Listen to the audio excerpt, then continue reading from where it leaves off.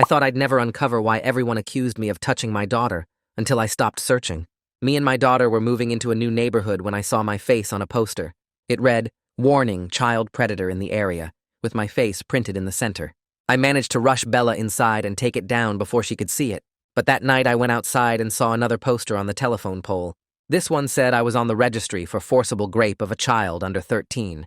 It was written with one of those fancy ink pens, and the eyes were dotted with hearts. I spent hours driving around tearing them down, trying to figure out who would do this. Some looked fresh, some had been there for days. I even called a lawyer, but he said, without knowing who to name, we couldn't file for protection. I checked with the only other black family on our street. There were no posters about them. I confronted my neighbor, Mr. White, who'd been glaring at me. He called the cops on ME for harassment.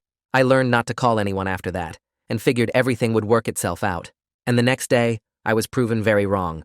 My boss called me into his office. Someone left this on my desk. He slid one of the posters across the table, avoiding all eye contact. "This is fake. You can check the actual registry -- I'm sorry. Security will help you with your things." That was it. The whole reason that me and Bella had moved to the neighborhood was gone. I sat in my car doing the math.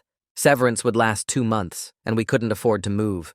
I was trying to figure out how to tell Bella when I found her sitting on the front steps with a bag of frozen peas on her face. "What happened?" She looked up, and her left eye was swollen shut. There was blood on her school uniform. "Some kids cornered me in the bathroom." Her voice was thick from crying. They said I probably wanted to be graped because it runs in the family. I don't even know what that means, Dad." My whole body went cold. "How many kids?" 3 boys from the grade above. They pinned me against the wall and kept hitting me and saying stuff about you and what you do to kids, and I pulled her into a hug and she sobbed into my shirt. Her whole body was shaking. "Dad, can you homeschool me?" Everything I couldn't give her sat in my stomach like stones. "We'll figure it out, baby." That night we stayed inside with the curtains drawn. Anyone walking by could be the person who wanted us gone. She sat on her bed staring blankly at one of the posters when she asked, "Dad, is Mom gonna use this against you in court next week?" I buried my face in my hands. It was the annual custody review that I'd forgotten about. "No, honey. Dad, please make sure they don't send me back to her," she exclaimed. "You don't understand what it was like before," she whispered, her voice smaller now. "What do you mean?" "When her boyfriend Croc moved in, she made me sleep in the basement. She told me teenage girls give off pheromones that make grown men crazy. Said I had that look that makes men do bad things. Sweetie pie, why didn't you tell me? I thought it was just normal until I lived with you and realized other kids don't get dress-coded in their own bedroom." The next morning, we walked into the courthouse. Bella had insisted on coming even though I told her she could wait outside. It was supposed to be a 5-minute routine procedure, until my ex-wife's lawyer stood up. "Your Honor, we need to address the child's condition." The judge studied Bella, and her eyes widened at her obvious bruises and split lip. "These injuries occurred while in her father's custody," the lawyer said, voice all smooth and concerned. Bella tried to speak, but my ex-wife's lawyer cut her off. "The child will obviously protect her father despite the danger. She's brainwashed. I'm requesting immediate emergency custody transfer," he continued, "for the child's physical safety." I was glaring right at my ex-wife when I saw it. The corners of her mouth lifted ever so slightly into a smile. The same smile she had when she used to win arguments by making me look crazy. Suddenly, everything clicked. My ex-wife had done all of it, all to win back a daughter she never wanted in the first place. And I guess Bella saw the smile too, because her hand found mine under the table, fingers shaking. The judge turned to look at Bella, and her expression softened when she saw the bruises. "Young lady, would you like to tell me what happened to your face?" My daughter's grip on my hand got so tight, I thought she might break my fingers. She stood up slowly, and I could feel her whole body shaking next to me. "Your Honor, the boys at the school did this to me, not my dad." Her voice was quiet, but clear. My ex-wife's lawyer jumped up so fast his chair scraped against the floor. "Objection! This child has clearly been coached by her father to lie about these injuries." The judge held up her hand and gave him a look that could freeze water. "Counselor, sit down and let the child speak if she wants to." She nodded at Bella to continue. My daughter took a deep breath, and I watched her straighten her shoulders. "There are posters all over our neighborhood with my dad's face on them saying he's a predator." She pulled out her phone and showed the judge photos she'd taken. Kids at the school saw them and believed them, and that's why they beat me up in the bathroom. The judge leaned forward to look at the pictures on Bella's phone. "They said I probably liked being hurt because it runs in my family, but I don't even know what that means." Bella's voice got stronger as she kept talking. "When I lived with my mom and her boyfriend Croc, she made me sleep in the basement. I saw my ex-wife shift in her seat and her face went pale. Mom said teenage girls give off pheromones that make grown men crazy, and that I had a look that makes men do bad things. The whole courtroom went quiet, except for the court reporter typing. She made me wear baggy clothes even in my own room, and I couldn't come upstairs when Croc had friends over. The judge was writing everything down, and I noticed her pen moving faster and faster. The posters started showing up right before our court dates, and they all have these little hearts dotting the I's just like how Mom writes. Bella pointed at my ex-wife, who was whispering frantically to her lawyer. She's doing this to get me back, even though she never wanted me before.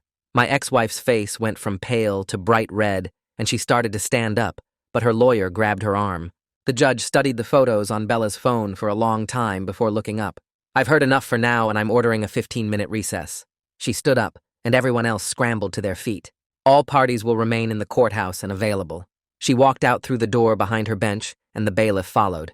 My lawyer immediately pulled me toward the corner of the courtroom away from everyone else.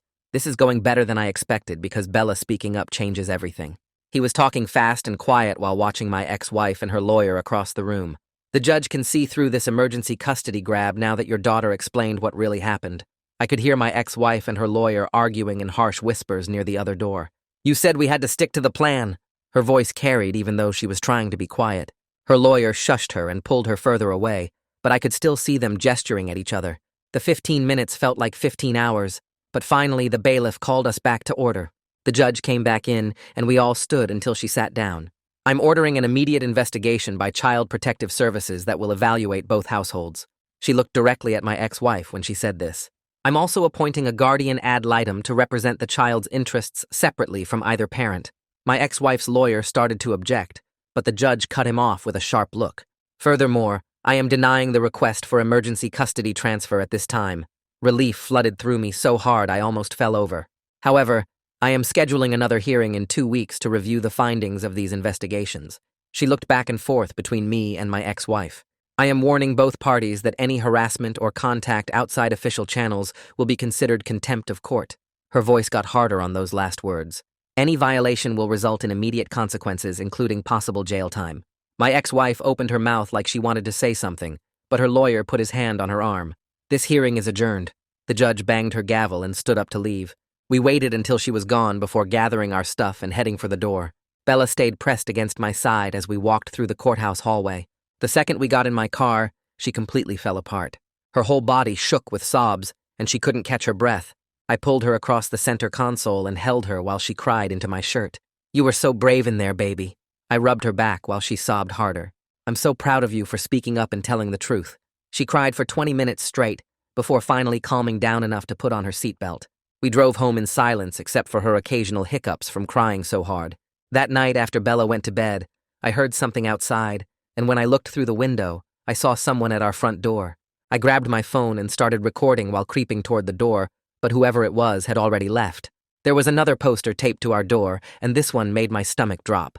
It had a photo of Bella's bruised face from earlier with, like father, like daughter, written underneath in that same fancy pen, with hearts dotting the I's. I ripped it down and went straight to the garage to grab my toolbox. I spent the next 3 hours installing security cameras I'd bought months ago but never put up. The whole time I kept checking over my shoulder and jumping at every car that drove by. Around midnight I called my lawyer even though I knew it was too late.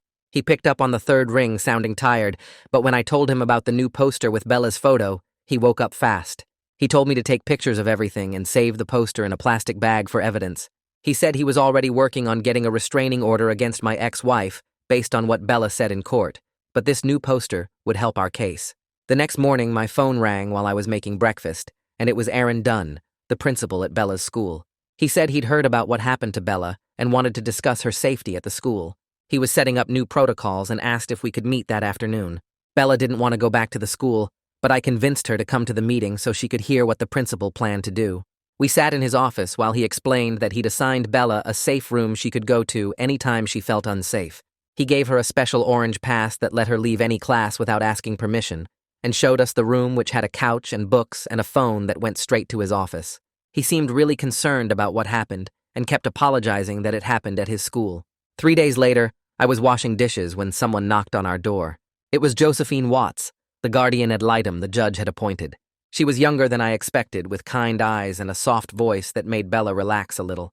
She spent 2 hours talking with Bella alone in her room while I waited in the kitchen trying not to pace.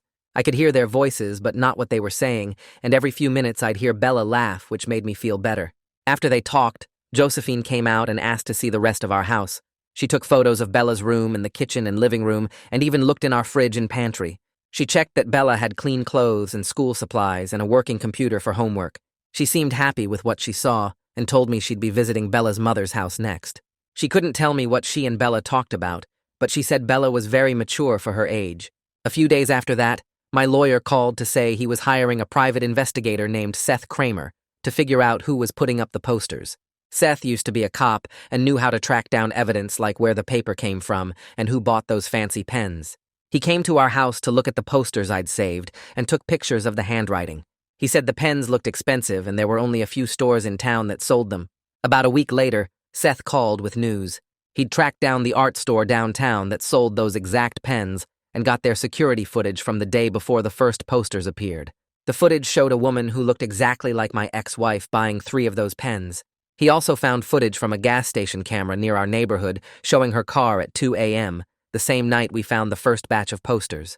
Meanwhile, I was trying to find a new job, but it wasn't going well. I had 3 interviews that all started great until they Googled my name. The first interviewer's face changed the second he looked at his computer screen, and he wrapped up the interview in 2 minutes. The second one at least tried to be polite, but I could tell she'd already decided not to hire me. The third guy straight up asked me about the registry claims, and when I explained they were fake, he said he couldn't take the risk. Even though I wasn't on any actual registry, the posters had done their damage online. People had taken pictures and posted them on neighborhood Facebook groups and local forums. When you searched my name, the first results were all about me being a predator, even though none of it was true. Bella started seeing a therapist named Layla Vasquez, who worked with kids who'd been through trauma. The first session was really hard and Bella came out with red eyes from crying. But she said it felt good to talk to someone who wasn't involved in everything. Layla had this calm way of talking that made you want to tell her things, and Bella actually looked forward to going back the next week. She said Layla was teaching her ways to deal with the anxiety and anger she felt about everything that was happening. Requested Reds is on Spotify now. Check out link in the description or comments. 2 days later, Josephine called while I was making breakfast, and her voice sounded different, more serious than before. She said she'd just come from visiting my ex-wife's house, and while she couldn't share specific details due to confidentiality rules, she had significant concerns about what she'd observed there. She kept pausing like she wanted to say more but couldn't, and finally just said she'd be filing her report with the court immediately, and that I should make sure Bella continued feeling safe at our home. I thanked her and hung up, my hands shaking a little as I poured cereal for Bella, who was getting ready for school upstairs. That same afternoon, Seth called with news that made my stomach drop. He'd been going through security footage from different businesses near our neighborhood and found something at the gas station on the corner. The camera showed my ex-wife's car parked there at 2:14 a.m. on the exact night we found the first batch of posters. He had clear footage of her getting out with a stack of papers and walking toward our neighborhood before the camera angle cut off. He emailed me the video file and said he was adding it to the evidence folder he was building for my lawyer. The next morning, Principal Dunn called to let me know they'd identified the 3 boys who attacked Bella in the bathroom. All 3 were being suspended for 2 weeks, and their parents had been called in for meetings. But then he sighed and said the boys' parents were trying to blame Bella, claiming she must have started it by spreading lies about her dad being a predator. One parent even threatened to sue the school for suspending her son without proof of who threw the first punch. I could hear the frustration in his voice when he said the school was standing by their decision, but wanted me to know what was being said. Later that week, I got an unexpected call from Matthew Olson, who said he was the HOA board president for our neighborhood. He explained that he'd been getting complaints about the posters for weeks and had started documenting when and where they appeared with photos and timestamps. He'd noticed they always showed up late at night or early morning and offered to provide a formal statement about the pattern he'd observed. He also mentioned that several neighbors had come forward saying they'd seen a woman putting them up but hadn't gotten a good look at her face in the dark. I gave him my lawyer's contact information, and he promised to send everything he had documented. Things stayed quiet for about a week, until my phone rang at 11 p.m. on a Tuesday. It was my ex-wife screaming, so loud I had to hold the phone away from my ear. She was yelling that I was turning Bella against her and poisoning her mind, and that she knew I was behind whatever lies Bella had told the Guardian. I fumbled to start recording the call on Bella's old phone while she kept screaming threats about how she'd make sure I never saw Bella again and how everyone would know what kind of person I really was. She went on for almost 5 minutes before hanging up, and I immediately forwarded the recording to my lawyer. He called me back within an hour, even though it was past midnight, and said this was a clear violation of the judge's no-contact order. He filed the contempt charges first thing the next morning, and by noon, we had an emergency hearing scheduled for that Friday. The judge listened to the recording with a stone face, and then told my ex-wife that any further contact would result in immediate jail time, no warnings, no second chances. My ex-wife's lawyer looked ready to quit right there in the courtroom. A few days later, I was at work when the school called saying Bella was in the nurse's office having a panic attack. Someone had put one of the posters inside her locker, and she'd found it when she went to get her lunch. She couldn't stop crying and shaking, and they'd had to call the counselor to help calm her down. Principal Dunn reviewed all the security footage, but the cameras didn't cover that hallway, and they couldn't figure out who did it. He increased security patrols near Bella's locker, but we all knew that wouldn't really solve anything. Meanwhile, Seth had been digging into my ex-wife's online activity and found something interesting. She'd been posting in several local mom groups on Facebook about protecting the community from predators and warning about a dangerous man in the neighborhood.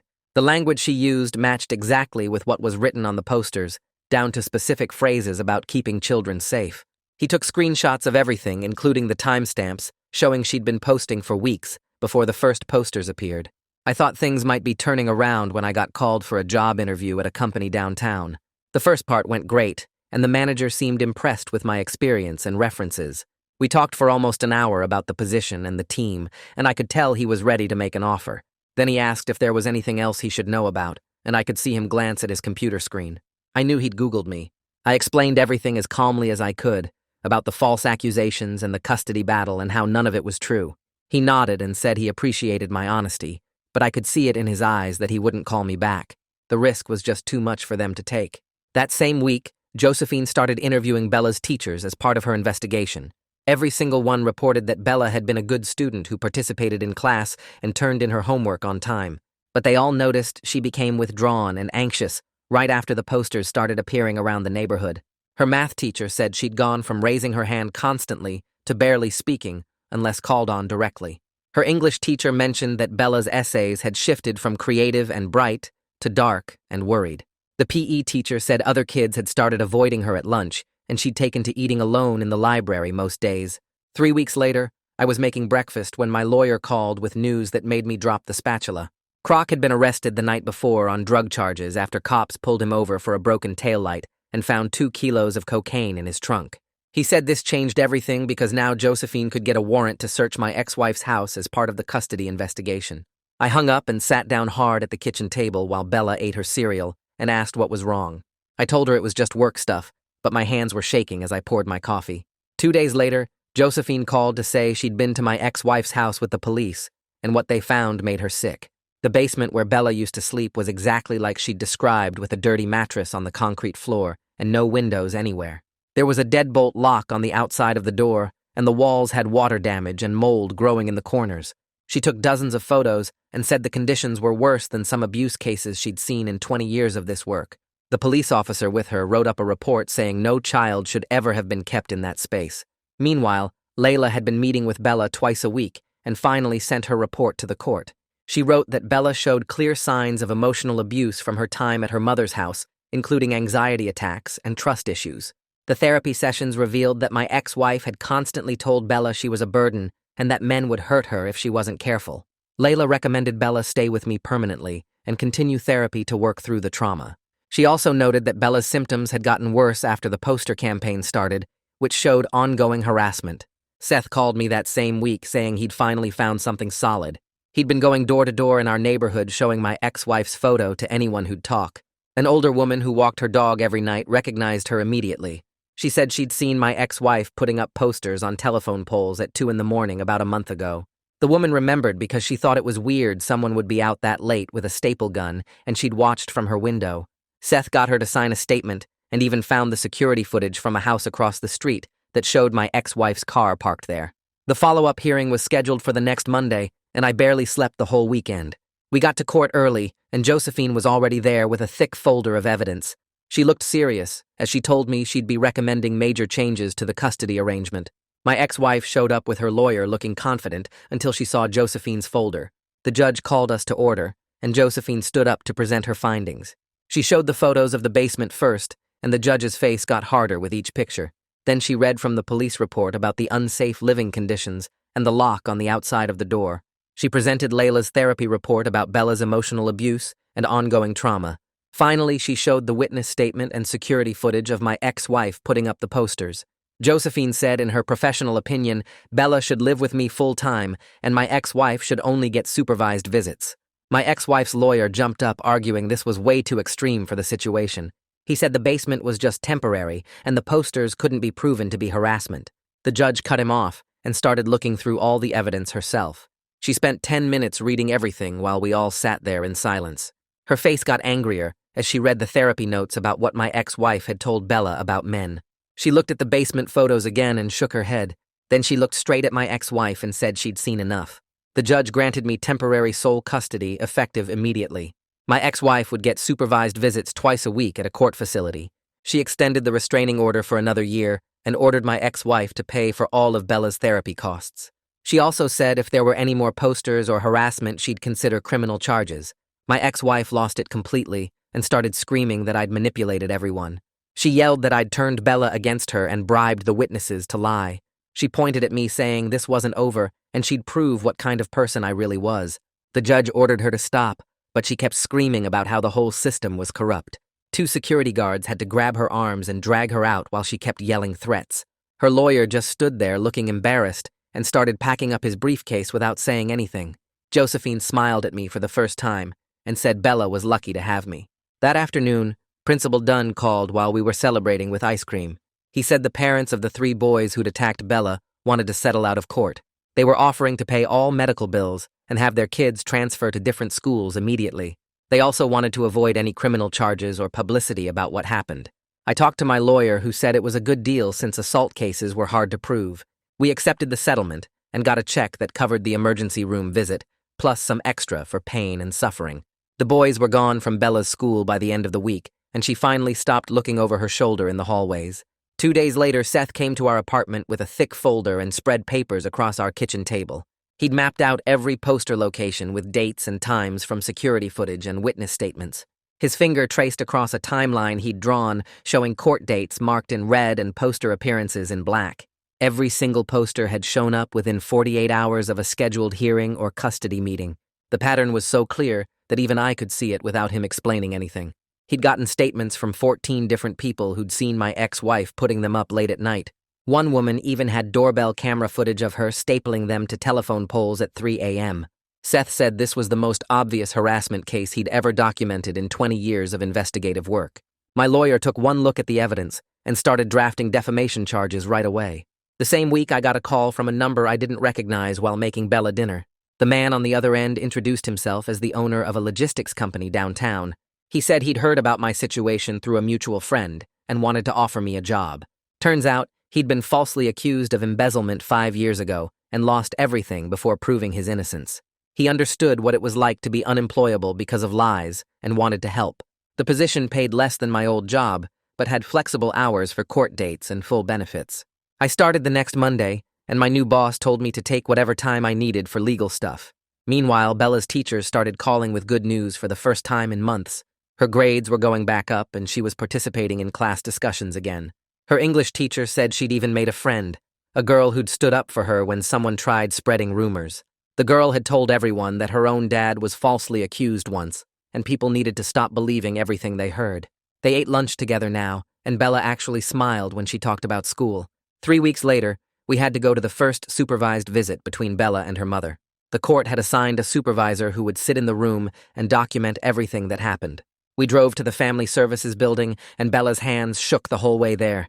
The visit was supposed to last 2 hours, but ended after 40 minutes. My ex-wife spent the entire time telling Bella she needed to tell the truth about what really happened. She kept saying I'd brainwashed her and that she knew Bella wanted to come home. The supervisor tried redirecting the conversation, but my ex-wife wouldn't stop pressuring Bella to recant her testimony. Bella started crying and asked to leave, which the supervisor immediately granted. The supervisor wrote a detailed report about how my ex-wife had violated the visit guidelines by discussing the case. She recommended reducing visit frequency and increasing supervision levels for any future contact. My lawyer used this report when he filed the defamation lawsuit the next week. With Seth's evidence and the supervisor's documentation, He said we had one of the strongest cases he'd ever seen. The lawsuit asked for damages covering my lost wages, emotional distress, and Bella's therapy costs. It also demanded a public retraction of all false statements and permanent cessation of harassment. Josephine called to check on us after reading the supervised visit report. She said she was recommending that Bella continue individual therapy and suggested we start family counseling together. She explained that we'd both been through significant trauma and could benefit from learning coping strategies as a team. She gave us 3 therapist names who specialized in families dealing with custody battles and false accusations. We started seeing one of them 2 weeks later, a woman who had us do exercises about rebuilding trust and safety. She taught us breathing techniques for when we felt panicked and ways to support each other during hard moments. Bella said it helped to have someone neutral to talk to about everything without feeling like she was burdening me. I admitted it was good to process my anger about the situation in a healthy way instead of bottling it up. The therapist gave us homework assignments like writing in journals and doing activities that made us feel safe. Meanwhile, my new job was going better than expected despite everything else happening. My boss never questioned when I needed to leave for court or therapy appointments. He'd been through the system himself and knew how much time it all took. For the first time since losing my previous job, I could pay rent without checking my bank balance 3 times. I even managed to put a little money in savings for emergencies. My coworkers didn't know about the posters and treated me like any other employee. 3 months passed with supervised visits every 2 weeks that kept going badly. My ex-wife couldn't stop trying to manipulate Bella into coming back. She'd cry and say she missed her daughter while simultaneously telling her she was making bad choices. The supervisor documented every violation and inappropriate comment in detailed reports. After the 6th visit ended early due to Bella's distress, the judge called for a review hearing. She read through 3 months of supervision reports with her jaw getting tighter with each page. She looked at my ex-wife and said the temporary arrangement had clearly not improved the situation. The judge made the custody order permanent with my ex-wife losing all unsupervised access to Bella indefinitely. She could only see her twice a month at the court facility, with a supervisor present at all times. My ex-wife would also have to complete parenting classes and therapy before any changes could be considered. 2 days after that hearing, my ex-wife's lawyer filed a motion to withdraw from her case. The filing cited irreconcilable differences and fundamental disagreements about legal strategy. He was dropping her from both the custody case and the defamation lawsuit we'd filed against her. 3 weeks later, Bella came home from the school with a paper in her hand and asked if she could speak at the school assembly about bullying.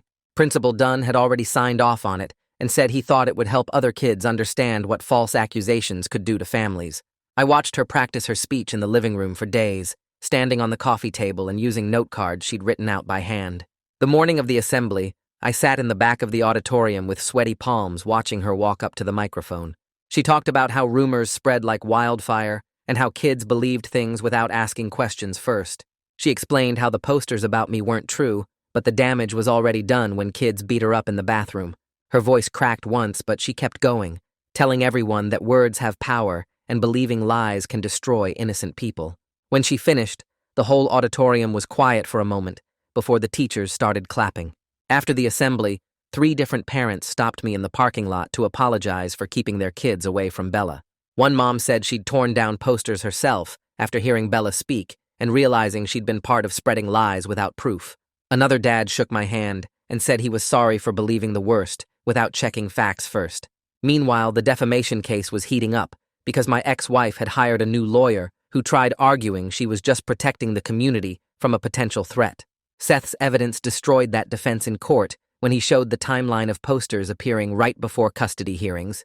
The lawyer tried claiming coincidence, but Seth had receipts from the art store, security footage of her car in our neighborhood at night, and witness statements from people who saw her putting up posters. My lawyer presented everything in a clear pattern, showing deliberate harassment meant to win custody through lies. The judge took 2 weeks to review everything before calling us back for the verdict. We sat in the courtroom while she read through her decision, explaining how the evidence clearly showed malicious intent to damage my reputation and employment. She awarded damages for my lost wages from getting fired, the therapy costs for Bella, and extra money for emotional distress caused by the false accusations. The amount wasn't huge, but it would help us start fresh and pay off the legal bills that had been piling up. My ex-wife's face turned red when the judge then addressed the criminal side of things. She was charged with criminal harassment based on all the evidence Seth had gathered about the poster campaign. The prosecutor offered her a plea deal to avoid jail time if she agreed to probation and community service. Part of the deal included staying away from us permanently and getting a psychological evaluation to address whatever made her think this was okay. She took the deal rather than risk going to trial where she might get actual jail time. At work, my boss called me into his office one afternoon, and I thought something was wrong until he smiled and offered me a promotion. He said watching me show up every day despite everything going on proved I was reliable and dedicated. The new position came with better pay and benefits that would help us rebuild our savings. I accepted immediately and called Bella from the parking lot to share the good news. She screamed so loud I had to hold the phone away from my ear. 2 months later, Bella brought home her report card with straight A's for the first time since everything started. She'd made new friends who knew the whole truth and didn't judge her for it. Her teachers wrote notes about how much she'd improved and how she was participating more in class discussions. We celebrated with pizza and ice cream while she told me about her plans to try out for the debate team next year. The neighborhood had changed too after everything came out in court. Matthew from the HOA organized a block party specifically to welcome us properly after all the harassment we'd faced.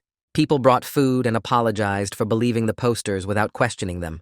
Some neighbors admitted they'd been scared to speak up, even when they had doubts about the accusations. Mr. White even came over with a pie his wife made and mumbled something about being wrong to call the cops on me. During one of our regular therapy sessions, Layla pulled me aside while Bella was in the bathroom.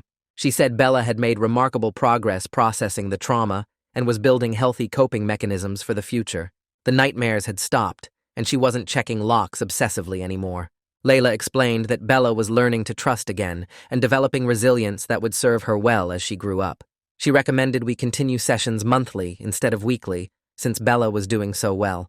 A year passed with things getting better every month, and Bella surprised me one afternoon by asking if she could legally change her last name to just mine.